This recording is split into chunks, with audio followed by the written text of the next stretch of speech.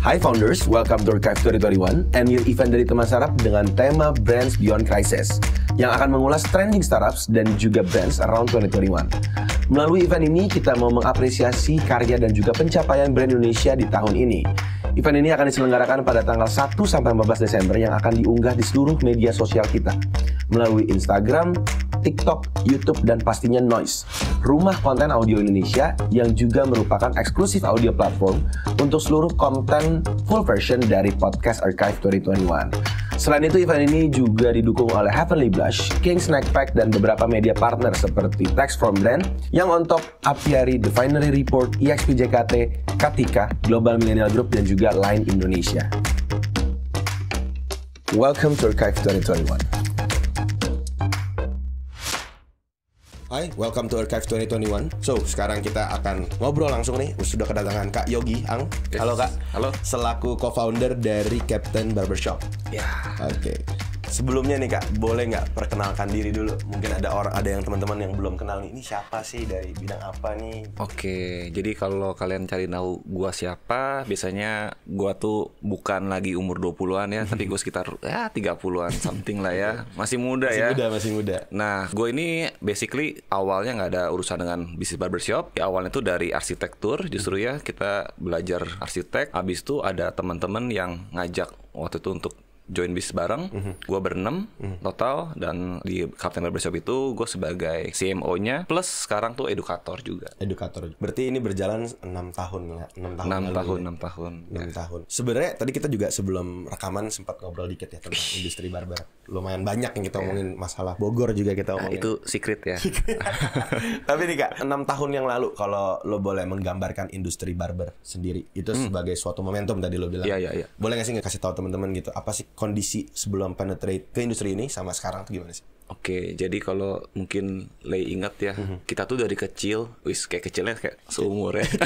kayak bareng. Kita tuh kenal namanya salon, karena kita sama nyokap bisa diajak untuk potong rambut, untuk kebutuhan biasanya sekolah mau masuk, karena guru-gurunya mungkin killer ya, mungkin ada yang ngalamin juga di razia. Kita tuh nggak kenal yang namanya barber, biasanya lebih ke pangkas yang di pinggir jalan atau di bawah pohon gitu. Betul. Nah, sampai suatu ketika itu di 6 tahun yang lalu industri barber tuh mulai tumbuh, dimana yang cukur tuh kelihatannya dressnya benar-benar keren, mungkin terkenal dengan banyak tatonya, anting juga, yang ngobrolnya asik gitu ya. Nah, dari situ ternyata untuk laki-laki pindah dari salon ke barber itu bukan suatu hal yang singkat. Sampai sekarang pun ada beberapa yang masih ke salon juga. Nah, jadi untuk penetrasi dari salon ke barber itu PR-nya si Kapten juga sebenarnya waktu itu. 6 tahun yang lalu. Sampai akhirnya kita berpikir gimana caranya kita harus memberikan over value. Jadi dengan harga yang lebih murah dari salon, tapi lu mendapatkan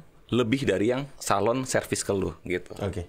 Tapi kalau misalnya gua nih Kak mau potong kayak Kim Son Ho yang rambutnya koma gitu, cocok nggak menurut lo? Kim Son Ho tuh yang lagi viral ya? Iya benar. Si Han Ji Pyong. Iya. Kurang ya kayaknya, nggak bisa, nggak mendukung ya mukanya ya. Mungkin disensor mukanya bisa. itu juga angkat tangan Captain katanya, kalau mau bikin kayak Kim Son Ho susah nih orang ini.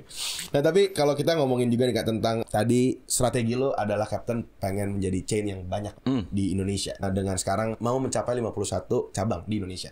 Pastinya kita ngomongin service itu sangat berurusan dengan HR atau human. Gimana sih caranya Captain ini untuk memastikan setiap barber itu punya keterampilan yang sesuai nih? Karena kan kita ngomong satu cabang ada berapa barber dikali 51. Dan mereka semua menjadi perwakilan brand barber ke konsumen lagi. Iya. Itu harus standar kan? Gimana sih Kak? Nah, sebenarnya ini susah ya pertanyaannya. Susah. Orang CMO lagi yang ditanya. Jadi gini, kita memang secara SDM itu untuk tukang cukur yang secara kita tahu sekarang ya, memang mereka kadang-kadang masih dari daerah, satu ya, kedua pendidikannya juga kadang kurang. Nah, jadi untuk kita mencapai cabang sebanyak-banyaknya, kita punya SDM juga masih bagus. Oleh karena itu kita di Kapten itu tadinya kita nggak punya head office, sekarang kita punya head office. Nah, gue juga nggak kepikir sih, gue punya bisnis barbershop harus punya head office. Buat apaan gitu ya? Ternyata sebelum kita mencapai cabang lebih banyak lagi, kita harus kuatin fondasi kita. Karena kita berhubungan dengan SDM yang lu bilang tadi. Nah, jadi gue bikin training center, gue bikin akademi juga. Jadi dari nol orang nggak bisa cukur, jadi bisa cukur. Tapi tentunya yang baru belajar itu gue nggak bisa kerjain di kapten dulu. Ya lu coba deh cari pengalaman di tempat lain dulu sampai jam terbang lu cukup, lu ngelamar lagi. Gua akan coba lihat apakah lu udah sanggup belum di kapten. Karena gue nggak mau kualitas gue jadinya turun karena gue kekurangan SDM, gue nggak mau kayak gitu. Nah jadi setelah gue udah training kurang lebih 1 minggu gitu ya, gue baru lihat ada final testnya tuh. Jadi kita punya rangkaian untuk dia tes. Setelah dia sukses, terakhir baru kita kirim ke cabang. Sesuai cabang yang butuh lah ya. Betul. Dan di situ terbentuklah semua human resource-nya sesuai standar yang diminta oleh captain. Benar, itu yang pertama. Yang kedua, selain gue punya head office yang isinya training center dan apa tadi namanya akademi, gue juga punya satu lagi ruangan monitoring room. Isinya TV semua, ada CCTV-nya dari semua cabang, dan nggak ada blind spot gitu ya. Dan ada 3 orang yang secara terus-menerus dari jam operasional itu dia akan memutar semua cabang. Itu memastikan semua service yang udah kita training itu going well lah. Dari segi apa nih? Boleh cerita nggak apa sih yang diperhatiin Kak dari TV tadi tuh? Sebenarnya ini menjadi apa ya? Menjadi perdebatan antara kita dengan para karyawan juga ya. Karena gimana sih lu kerja kayak diawasin gitu kan, kayak sebenarnya kan nggak enak ya. Tapi namanya kita menjaga sebuah nama yang udah kayak anak kita sendiri, kita udah dari awal kita capek sampai sekarang 50 cabang tuh gue nggak mau gara-gara salah sedikit akhirnya nama brand gue rusak gitu ya. Jadi gue kayaknya harus kencang di awal gitu. Sebelum gue jadi 100 cabang bakal akan lebih banyak perdebatan yang panjang. Nah jadi yang dilihat apa aja? Satu, attitude. Lu boleh ke barber manapun yang skillnya bagus, tapi kalau attitude-nya nggak bagus, kayaknya lo nggak mau potong lagi deh. Iya benar. Bener nggak sih? Benar. Karena potongan gue gini-gini aja. Iya. Kan banyak ya. Gue mau potong model lain dong, bisa nggak? Nggak cocok sama muka lo. Gue juga potongnya itu aja gitu ya. Tapi yang paling penting kan sebenarnya lu sama tukang potong lu seenggaknya nggak clash. Iya. Ada enak lah gitu ya, komunikasi enak. Jadi attitude tuh penting banget. Maka itu dari tamu datang awal sampai tamu selesai potong tuh kita perhatiin dia sambut nggak tamunya. Dia nggak sambut, gue masukin pelanggaran. Terus SOP gue ada yang kelewat nih, misalkan kaca belakang itu harus 2 kali. Sebelum keramas sama sesudah keramas. Setelah styling gitu ya. Dia cuma sekali, gue kenain pelanggaran juga. Gitu. Sadis ya. Lumayan, cuman ya harus dilakukan sih sebenarnya. Karena kita ngomongin chain yang memang banyak, lu nggak bisa berharap sama training doang gitu loh. Iya nggak sih? Iya betul. Nah itu yang kadang kalau lu ngomong lu punya 1-2 cabang dengan lu punya 50 cabang itu kadang kalau kita mau berubah gitu ya secara SOP gue mau berubah deh. Itu akan proses gue akan lebih banyak gitu, lebih panjang. Itu yang menjadi tantangannya juga ya. Iya betul. Oke. Nah tapi kalau kita ngomongin Archive 2021 ini kan sebuah event yang kita mau celebrating dan appreciating apa yang terjadi di tahun lalu oleh Captain. Captain ini banyak melakukan kolaborasi ya di tahun 2021 ini. Salah satunya dengan Yamaha. Boleh nggak di-share sedikit? Atau mungkin ada brand lain yang kerjasama tuh apa aja sih tahun ini? Oke, jadi kalau kita lihat 2021 ini kan sebenarnya paling momok, yang paling menakutkan untuk semua bisnis. Nah, termasuk dengan brand-brand yang kita collab, sebenarnya mereka pun pasti kena dampaknya ya. Nah, 2021 itu kita punya cabang, justru paling sedikit kita buka cabang dibanding tahun-tahun sebelumnya. Kita cuman buka tahun ini tuh 6 cabang. Ke 2021 ini dengan cabang yang sedikit ternyata collabs-nya makin banyak. Jadi collabs terbanyak di antara tahun-tahun sebelumnya. Termasuk yang Yamaha yang lu sebut ya. Jadi ada Yamaha, ada Biore, ya Men's Biore, ada His RH, ada Tizen, ada Next, mungkin ada CAF, gitu ya.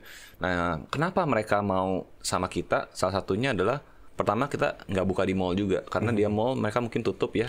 Mereka punya penyebaran atau mungkin apa survei itu nggak bisa dilakukan.